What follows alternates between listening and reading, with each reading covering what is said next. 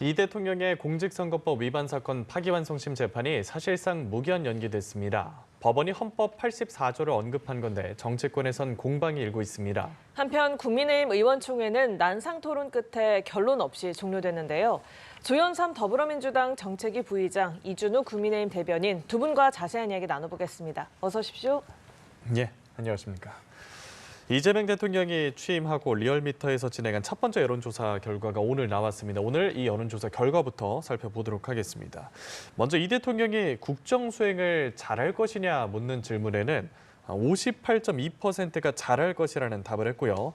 다음으로 가장 먼저 해결해야 할 국정과제에 대한 질문에는 경제 회복 및 민생 안정이라는 응답이 41.5%로 가장 많았습니다. 이어서 검찰 개혁 및 사법 개혁, 국민 통합 및 갈등 해소 순이었고요. 먼저 이 여론조사 결과에 대한 두 분 의견부터 한번 여쭤보겠습니다. 이번 여론조사 결과에 살펴보게 되면 이재명 대통령께서 지난 대선에서 얻은 득표율보다 이를 상회하는 수치로 나와 있죠. 아마 많은 국민들이 이재명 대통령, 이재명 정부에 대해 거는 기대가 그만큼 커지고 있다는 것을 반증하는 게 아닌가라는 생각이 들고요. 이번에 이재명 대통령께서 여러 가지 그 인사와 함께 민생 경제를 우선시하는 그런 여러 가지 정책들이라든가 그런 회의하는 모습들을 많이 보여주지 않았겠습니까? 예. 추경도 신속하게 진행하라고 지시를 내렸죠. 취약계층과 소상공인을 대상으로 하는 우선적인 지원을 위한 대책 마련을 지시했고 이런 여러 가지 대통령으로서 업무 수행을 하는 것을 지켜본 아마 많은 국민들은 아마 효능감을 아마 굉장히 많이 느끼실 것 같아요. 그래서 아마 이런 여론조사는 아마 향후에 있을 여론조사 추이를 살펴보게 되면 앞으로도 이런 상승세를 계속해서 보여줄 가능성이 저는 더욱더 높지 않을까라는 생각이 듭니다. 예, 어떤 의견 있으실까요? 지금 58.2%포인트라는 게 이제 이재명 대통령에 대한 기대감이라 할 수 있겠죠. 예. 정권 초기에는 이재명 당선인 대통령으로서 당선되지 얼마 안 됐기 때문에 힘이 가장 셀 때이고요. 또 국민적인 기대감이 가장 클 때입니다. 그런데 이거를 같은 여론조사 업체인 리얼미터가 조사한 건데 지난번에 문재인 정부 때 초기에 국정에 대한 기대감 이거를 한번 조사했을 때 보면은요. 그때는 문재인 전 대통령의 거는 기대가 74.8%나 나왔습니다. 굉장히 높았었죠. 그때는 이제 탈핵 이후에 비슷한 상황인 거죠. 탈핵 이후에 문재인 전 대통령은 같은 여론조사 기관에서 74.8. 반면에 이재명 대표는 탈핵 이후에 비슷한 상황인데 58.2% 오히려 좀 줄어들었다라고 지금 볼 수 있습니다. 이재명 대통령이요? 네, 예. 이재명 대통령이 그렇다는 거죠. 그래서 저는 물론 이제 이재명 대통령이 이제 정부를 막 운영을 시작하기 때문에 잘 되길 바라고 또 잘 되는 것이 국민들의 이익이 되기 때문에 저희는 응원을 할 것입니다. 할 것이지만 이재명 대통령을 지지하지 않은 51%, 이재명 대통령을 지지하는 49% 가리지 않고 51%의 반대 목소리를 우리가 또 대변해줘야 되는 그런 야당 입장이기 때문에 이재명 대통령 하는 거에 대해서는 우리가 무조건 덮어놓고 잘한다 할 수는 또 없는 상황입니다. 그래서 58.2%더 열심히 하라는 국민들 어떤 질책이 아니겠는가 저는 그렇게 생각합니다. 네, 정당 지지도도 이어서 함께 살펴보죠. 더불어민주당은 보시면 48%로 지난 조사보다 1.2%포인트 상승을 했고요. 국민의힘은 34.8%로 0.3%포인트 하락하면서 민주당하고 국민의힘의 지지율 격차가 13.2%로 지난 조사보다 좀 더 벌어진 결과가 나왔습니다. 이 정당 지지도 결과 먼저 민주당 쪽에서는 어떻게 보시는지요? 일단 대선 이후에 민주당에 대한 기대치가 그만큼 올라갔다고 볼 수가 있겠죠. 사실 민주당의 지지도는 지난 대선에서 이재명 대통령이 얻었던 득표율과 대동소이한 수준이라고 볼 수가 있겠습니다. 그렇다고 한다면 이재명 대통령을 지지했던 그런 지지층들이 여전히 민주당을 지지하고 있다는 그런 추이로 볼 수가 있어 보이고요. 반면에 국민의힘은 전혀 다른 모습이죠. 김문수 후보를 지지했던 그 수치보다 더 낮은 수치를 보이고 있지 않겠습니까? 아마 그 대통령 선거를 앞두고 결집했던 보수층이 아마 대선 이후의 그 결과에 실망한 나머지 좀 일부 이탈하고 있는 것이 아닌가 보여지는데요. 이러한 추이 자체도 아마 향후에도 계속 이어질 가능성도 있지 않을까라는 생각이 듭니다. 네, 지난주 결과와 비교해서 국민의힘 쪽에서는 어떻게 해석을 하고 있을까요? 지난주 이제 화요일에 대통령으로 당선이 됐었죠. 사실상은 이제 수요일 새벽에 이제 당선이 확정된 건데 그러고 나서 지금 한 6일 정도 지났습니다. 그래서 지금 현재 이재명 대표가 오바마가 대통령으로 신분이 바뀌고 정권 창출했기 때문에 아무래도 대통령을 배출한 민주당의 힘이 실린 것은 당연하다고 봅니다. 다만 이제 정권이 시작되면 이제 늘 나타나는 현상이 뭐냐면 내각을 구성하고 대통령실에 비서를 꾸릴 때 인사에 대한 실패가 반드시 따르는 경우가 많습니다. 보통 보면 예상하지 못한 이제 인사 실패, 인사 검증이 나오기 마련인데 벌써부터 지금 그게 나오고 있거든요. 지금 예를 들면 지금 이제 오광수 민정수석 같은 경우는 벌써 본인 차명 부동산을 관리한 것이 오늘 이제 사실로 드러났지 않습니까? 그래서 검사장 재직 시절에 타인 명의로 부동산을 관리하다가 퇴직 후에 부인이 소송을 걸어서 되찾았다는 게 오늘 확인이 됐어요. 이거는 부동산 실명법 위반, 공직자윤리법 위반입니다. 이제 그렇게 해서 벌써 민정수석, 그러니까 검찰을 지휘 통제하는 가장 모범을 대해야 될 민정수석이 이렇게 재산을 차명으로 숨겼다는 게 확인됐다는 거. 이것도 좀 국민들한테 인사에 대한 실망감을 줬을 것이다. 그리고 또 하나 국무총리 내정되어 있는 김민석 의원 같은 경우도 지금 2002년과 2008년에 정치자금 위반으로 한 9억 원 정도의 불법 정치자금을 받은 게 법원 판결로 확인이 된 상황입니다. 과연 인사청문회에서 잘 통과할 수 있을지 그리고 그 추징금을 어떻게 납부했는지 이런 문제도 인사검증을 통해서 쭉 이어질 것이거든요. 그렇기 때문에 인사검증을 거치고 또 그다음 끝나고 나면 국정감사, 그다음에 또 예산 편성이 있는데 예산에서 포퓰리즘 예산이 만약에 이제 민주당에서 추진한다 그러면 거기에 대해서도 많은 또 저항이 있을 수도 있습니다. 그래서 올해 안에 있는 굵직굵직한 이런 정책 이벤트를 따져보면은 결코 민주당 입장에서는 지지율이 오른 상태에서 유지하는 것이 결코 쉽지 않은 상황이 될 것이다라고 말씀드립니다. 예, 정부와 당에 대한 민심 먼저 살펴봤고요. 이재명 대통령이 이제 본격적인 외교 활동에 돌입을 했습니다. 이시바 시게로 일본 총리하고 취임 이후에 첫 번째 전화 통화를 했는데 도널드 트럼프 대통령에 이어서 두 번째 외교 정상과의 통화입니다. 이 대통령의 실용 외교가 과연 한일 관계에서 지금 어떻게 적용이 될지도 많이들 관심을 갖고 있습니다. 사실 그 미국 트럼프 대통령과의 통화 이후에 어떻게 중국일지 일본일지에 대한 그런 여러 가지 말들이 많지 않았겠습니까? 과거 예. 문재인 전 대통령의 경우에는 미국 대통령과의 통화 이후에 그 다음 선택은 중국이었습니다. 예. 그런데 이번에 이재명 대통령은 그러한 선택과는 전혀 다른 모습을 보여줬죠. 그만큼 일본과의 관계에 대해서는 이번에 국교 정상화 60주년 아니겠습니까? 미래지향적인 관계를 이어가겠다라는 뜻을 저는 이번 통화를 통해서도 보여준 게 아닌가라는 생각이 들고요. 이번 대선 기간에도 반복적으로 말을 했습니다. 한미 관계를 한미 동맹을 굳건히 하고 한미일 관계를 더욱더 협력화 관계를 강화하겠다라는 입장을 분명히 밝혔고요. 비록 과거사라든가 영토 문제에 있어서만큼은 엄정하게 대처를 할 필요성이 있지만 사회와 경제, 문화 각 분야에 대해서는 한국과 일본 간의 그런 협력 관계가 더욱더 필요하다라는 입장을 분명히 밝혔습니다. 그렇게 본다면 이번 이시바 총리와의 그런 25분간의 통화 자체는 그런 의미를 부여할 수 있지 않을까 싶습니다. 예, 통화 자체 그리고 또 이 통화가 이어지는 나라와의 순서들 어떤 의미가 있다고 보십니까? 그렇죠. 지금 이재명 대통령 입장에서는 본인이 가지고 있는 친중 행보에 대해서 그동안 보였던 야당 대표 시절에 보였던 친중 행보에 대해서 불안해하는 국민들이 상당히 있을 겁니다. 그래서 이거를 좀 이제 불안감을 해소하는 그런 차원에서 반드시 미국 트럼프 대통령과 먼저 정상회담을 하려고 기다렸었던 것 같아요. 사실상 3일이나 지나서 트럼프 대통령과 통화했는데 그렇다고 하면 그 3일 사이에 사실 다른 대통령하고도 통화를 할 수 있습니다. 시진핑하고도 할 수 있는 거고 일본 총리와도 할 수 있는 거죠. 근데 하지 않고 기다렸다가 3일 만에 미국이랑 먼저 통화를 했단 말이에요. 그 의미는 무엇이냐? 본인이 가지고 있었던 반미 발언이라든가 또는 한미일 동해 군사훈련에 대해서 이거는 친일 행위다라고 하면서 거의 나라를 팔아먹은 행위다라면서 비판을 아주 세게 했던 적이 있었거든요. 거기에 대한 부담감이 있었던 거죠. 그래서 처음으로 미국 대통령과 통화를 해서 미국 대통령으로부터 인정받았다라는 것을 먼저 보여주고 나서 그리고 또 일본과의 또 우호적인 관계를 보여주고 나서 마지막 세 번째 순서로 시진핑과 통화를 하려고 하는 거 아니겠는가. 결국은 본인이 야당 대표직을 했었던 친중 외교 행보 이거에 대한 어떤 오해 또는 불안감 그런 것들 풀기 위한 전략으로 미국, 일본, 중국 순서로 가는 거 아니겠는가 그렇게 봅니다. 예, 이재명 대통령 현재 진행 중인 재판들이 있는데요. 법원에서는 헌법 84조에 따라서 이재명 대통령의 공직선거법 위반 사건의 파기환송심 기일을 연기한다고 밝혔습니다. 사실상 무기한 연기가 됐기 때문에 대통령 불소추 특권에 현재 진행 중인 이 선거법 재판도 포함해서 해석한 거라는 그런 셈이라는 이야기도 있는데 어떻게 생각을 하세요?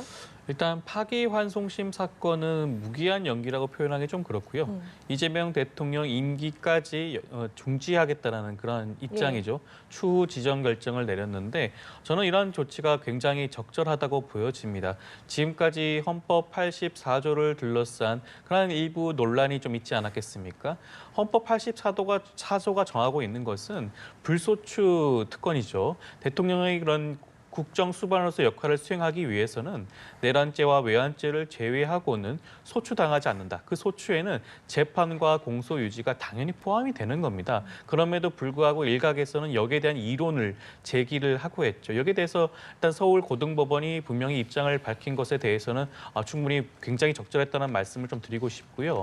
향후 다른 사건들도 있지 않겠습니까? 4개의 재판이 지금 진행되고 있는데 이 4개의 재판을 진행하고 있는 재판부도 아마 서울고등법원의 결정에 아마 일부분 영향을 받을 수밖에 없지 않을까 싶습니다. 다른 사건의 경우에는 동일한 서울고등법원에서 재판이 진행되고 있고요. 예. 나머지 사건의 경우에도 서울중앙과 그다음에 수원지법에서 재판이 진행되고 있는데 아마 이 앞선 결정에 아마 따라서 유사한 결정을 내릴 가능성이 저는 높지 않을까 생각이 듭니다. 네, 민주당에서는 당연한 결정이고 적절했다라는 평가를 내리고 있는데 국민의힘에서는 이 법원의 결정에 좀 부정적인 시각을 드러내고 있지 않습니까? 이 말씀하신 것처럼 이외에 또 남아있는 재판들도 있는데 좀 어떻게 될 것 같으세요? 지금 이제 대한민국 국민들이 이런 생각을 하실 것 같아요. 지금 국민법 따로 있고 이재명 법 따로 있다. 이제는 이제 헌법도 국민들이 이제 다 적용받는 헌법이 있는 거고 이재명 대통령만 별도로 적용하는 헌법이 있는 세상이 열렸다라고 지금 보실 것 같아요. 지금 헌법 68조 2항을 보면은요, 대통령이 만약에 판결에 의해서 그 자격을 상실한 경우에 60일 이내에 선거해야 한다라고 되어 있습니다. 이 전제는 뭐냐면은 대통령도 이미 대통령이 되기 전부터 진행되는 재판이 있었다 그러면 그것은 재판 결과에 따라서 자격을 상실하고 즉 당선 무효가 될 수 있다는 것을 전제하고 있는 조항입니다. 68조 2항이죠. 그런데 이렇게 재판이 진행될 수 있다는 것을 전제하고 있음에도 불구하고 재판 중지 결정을 내린 거 이건 굉장히 특수한 상황이다. 그렇다 그러면 이재명 대통령이 특수한 계급이냐라고 또 볼 수 있는 거예요. 그런데 헌법 11조는요. 모든 국민은 법 앞에 평등하다고 하고 있습니다. 그리고 바로 이어서 헌법 11조 2항에는 대한민국에서는 사회적 특수 계급을 어떠한 경우에도 창설할 수 없다라고 하고 있습니다. 즉 이것도 위배한 거죠. 이재명 대통령은 헌법에 위배되는 이제 그런 조항을 계속 그런 행위를 계속 말씀하고 계신데 네. 거기에 대해서는 굉장히 국민들이 이재명 대통령은 법 위에 뭔가 특별한 존재라구나 이거를 어떻게 받아들일 것이냐 이 문제가 있을 겁니다. 그리고 또 하나 마지막으로 선례가 또 있습니다. 지금 지난번에 이광재 강원도지사 같은 경우는 본인이 재판 중이었음에도 불구하고 공천받고 이 선거에 나가서 당선됐다가 재판이 7개월 만에 당선 무효액이 나오니까 바로 도지사직을 내려놨습니다. 이런 것들이 국회의원도 마찬가지죠. 당선되었다가 재판이 진행돼서 그 결과에 따라서 국회의원직을 내려놨었고요. 또 모든 기초단체나 기초의원들이나 광역시단체 의원들 전부 다 수백 차례의 선례가 다 있는 겁니다. 재판이 결과에 따라서 당선되었음에도 불구하고 당선 무효되는 게 굉장히 많은 선례가 쌓여 있는데 왜 윤석열 대통령만 예외여야 하느냐 이런 문제에 대해서 좀 국민들이 좀 납득이 되지 않는 상황이 될 것이다. 그래서 이렇게 삼권 분립의 원칙을 훼손한 것에 대해서 국민들이 여기에 대해서 굉장히 좀 좋지 않은 시각에서 보지 않겠는가라고 생각합니다. 예, 알겠습니다. 이게 대해서 좀 말씀 반박 한번 말씀 하시죠. 드려야 될 것 같은데요. 그 앞서 말씀하신 헌법 68조 2항 같은 경우에는 윤석열 전 대통령이 파면당한 그런 상황을 말씀을 전제로 해서 만들어진 규정이라고 할 수가 있겠습니다. 탄핵당하고 파면당하게 되면 60일 이내에 선거를 치르게 하게 되어 있는 그런 규정이라고 할 수가 있겠고요. 그리고 지금 우리가 지금 불소추 특권에 대한 말씀을 좀 드리고 있는 부분은 예. 이것은 입장을 바꿔놓으면 충분히 이해될 수 있는 사안이에요. 만약에 지금 민주당 정권이 들어섰는데 민주당 정권에서 임기 말까지 유력한 국민의힘 야당 후보에 대해서 이재명 대통령에게 그렇게 했듯이 탈탈 검찰 수사기관을 동원해서 이런 여러 가지 수사를 진행하고 난 다음에 분리기소, 별개의 쪼개기 기소를 했다. 라고 생각을 해보십시오. 그러면 유력한 야당 지도자는 만약에 다음 대선에서 당선되더라도 그 임기 내내 지금과 같은 그런 형사 재판에 출석을 해야 되는 그런 상황이 발생할 수가 있습니다. 그래서 우리 헌법 입법자들은 그러한 부분을 염두에 두고 내란죄와 외환죄가 아니면 소추되지 않는 그런 규정을 만드는 것입니다. 그렇게 이해하게 된다면 아마 많은 국민들도 쉽게 받아들이고 이해할 수 있지 않을까 싶습니다. 알겠습니다. 민주당 내부 소식도 한번 살펴보겠습니다. 원내대표 선거전이 치열한데 서윤교 의원, 김병기 의원 2파전으로 진행이 되고 있습니다. 이번 선거전 어떻게 보시는지 간단하게 부탁드릴게요. 사실 원내대표 선거의 경우에는 우리가 보통 예측을 하기가 굉장히 힘든 경우가 많았죠. 이게 일반 당원이라든가 국민을 대상으로 하는 투표가 아니고 의원들을 대상으로 하는 투표이다 보니 사실 예측과 다른 결론이 나는 경우도 뭐 이것은 뭐 민주당뿐만 아니라 국민의 경우에도 왕왕 있었던 사례였습니다. 그런데 이번 민주당 원내대표 선거의 경우는 좀 다르죠. 처음으로 당원 주권주의가 실현되었습니다. 당원들의 투표, 권리당원 투표가 20%가 포함이 되어서 원내대표를 결정하게 되죠. 지금 후보로 나와 있는 2명의 의원들의 경우에는 아마 지금 원내에 있는 여러 의원들의 그런 표도 중요하지만 예. 당원들로부터 득표받는 것이 아마 굉장히 중요하게 여겨질 수밖에 없을 겁니다. 그러한 측면을 살펴보게 된다면 어떻게 하면 이재명 대통령과 이재명 정부와 원내대표로서의 그런 관계를 잘 설정하고 어떻게 하면 지금 집권 초기 단계인 이 상황에서 협업을 통해서 지금 여러 가지 산적해 있는 현안들을 잘 해결할 수 있는 적임자인지에 대해서 아마 여러 당원들에게 본인들의 그런 입장과 그런 표를 구하는 그런 모습을 많이 보여주지 않을까 싶고요. 결과적으로 봤을 때 그 2명의 후보 중에 어떤 후보가 당선이 될 것이라고는 뭐 지금 단계에서는 좀 확답을 드리기가 좀 쉽지 않은 부분이 있지 않을까 싶습니다. 예, 알겠습니다. 이번에는 제가 남의 정당이라서 이걸 좀 뭐 말할 굳이 필요는 없지만 그래도 말씀드리면은 김병기 의원이 지난번에 이재명 이제 야당 대표 시절에 공천 관련 업무를 상당히 깊숙이 이제 관여를 했었다 그러더라고요. 그렇다 그러면 원내에서 좀 거기에 대한 신세진 분들이 많이 계실 겁니다. 그렇다 보면 조금 김병기 의원이 좀 더 유리하지 않을까 저는 이제 조심스럽게 좀 추측해 봅니다. 예, 알겠습니다. 자, 이번에는 국민의힘 내부 상황 좀 간단하게 짚어보죠. 대선 이후에 아무래도 내용을 겪고 있는 상황인데요. 의원총회에서 5시간 넘게 격론을 벌였지만 결국에는 결론에 이르지 못했고요. 이번에 김용태 비대위원장 거취 등을 놓고서 좀 이견을 좁히지 못한 걸로 알려지고 있는데 어떤 상황입니까? 일단 김용태 비대위원장이 자신의 임기를 한 번 더 한번 연장해보겠다라고 얘기했었고 그 의견을 전국 이제 전 당원들에게 물어봐서 결정을 하는 방안을 얘기를 했었는데 그게 의원총회에서 받아들여지지 않았습니다. 부적절하다는 의견이 나와가지고 아마 그게 꺾인 것 같고요. 또 하나 단일화 과정, 그러니까 이제 김문수 후보로 단일화했을 때 그 단일화 과정에서 좀 부적절한 부분이 있었는데 이것도 조사를 하자라고 얘기한 적이 있습니다. 근데 이것도 지금 의원총회에서 절대 다수가 그거를 지금 조사하는 것은 의미가 없다, 실의가 없다. 그걸 통해서 어떤 결과가 나온다 한들 무슨 소득이 있겠느냐라는 취지로 해서 이것도 또 꺾였습니다. 이제 5가지 개혁안을 얘기했었지만 그 중에 하나 받아들여진 거는 전당대회를 9월에 열자라는 그거 아닌데요. 그것도 정확하게 받아들여진 게 아닙니다. 왜냐하면 정기 국회가 9월 1일 자동적으로 열리게 되면 곧바로 이어서 국정감사를 해야 되는데 그 기간 동안에 국정감사를 소외시하고 전당대회 여는 거 좀 부적절하다. 그래서 9월 초가 아닌 8월 말, 적어도 8월 중순에서 말 사이에 전당대회를 여는 게 좋겠다는 정도만 의견이 오늘 모인 걸로 지금 그렇게 보입니다. 예, 알겠습니다. 민주당 입장에서는 지금 국민의힘 상황 어떻게 바라보고 계세요? 그래서 좀 지금 대선 결과에 대해서 국민의힘 의원들이 도대체 어떻게 이해하고 있는지 좀 의문이라고 들 수가 있죠. 이번 대선에서 국민의힘이 패배한 이유는 명확합니다. 내란 종식에 협조하지 않았죠. 내란에 동조한 정당이다. 그리고 윤석열 전 대통령과 절연하지 않았다. 윤석열 전 대통령의 탄핵을 반대하고 그런 모습을 보였기 때문에 이번 대선에서 국민들로부터 선택받지 못했지 않겠습니까? 여기에 대해서 지금 김용태 비대위원장이 나름 혁신안을 들고 나왔죠. 물론 굉장히 때늦은 감이 있습니다. 이런 혁신안 자체는 사실 대선 전에 했어야죠. 대선 전에 이러한 것들을 통해 가지고 석고대죄하고 국민들로부터 그런 표를 얻는 그런 모습을 보여줬어야 함에도 불구하고 굉장히 늦게 뒤늦게 이러한 혁신안을 내놓긴 했지만 그럼에도 그럼에도 불구하고 지금 지금 국민의힘 내부에서 어떠한 모습입니까? 자중질환에 빠져 있죠. 당권파인 친윤계 입장에서는 아마 김용태 비대위원장이 이런 혁신안을 받아들일 생각이 전혀 없을 겁니다. 어찌됐건 이번 대선 결과에서 아마 자기들이 기대했던 득표보다도 아마 더욱더 많은 표를 얻었다고 생각할 수도 있을 겁니다. 그리고 특히 본인들이 텃밭으로 알고 있는 영남권은 일단 지켜야지 않았겠습니까? 그러한 측면 살펴보게 된다면 아마 당권파 입장에서는 김용태 비대위원장 이런 혁신안에 대해서 쉽게 수용하지 않고 이런 당내 갈등은 아마 계속될 가능성이 저는 높지 않을까 싶습니다. 근데 김용태 비대위원장이 하나 아쉬운 부분은요. 본인의 혁신안을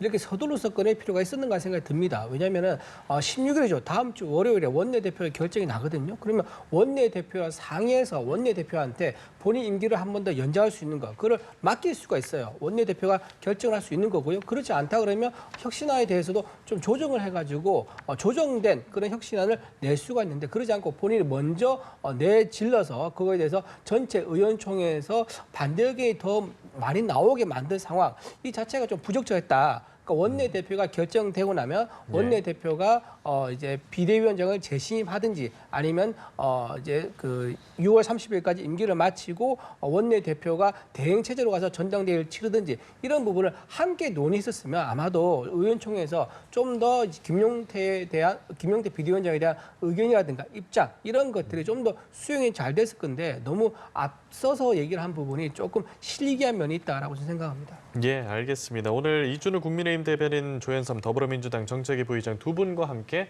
이야기 나눠봤습니다. 두 분 오늘 말씀 고맙습니다. 고맙습니다.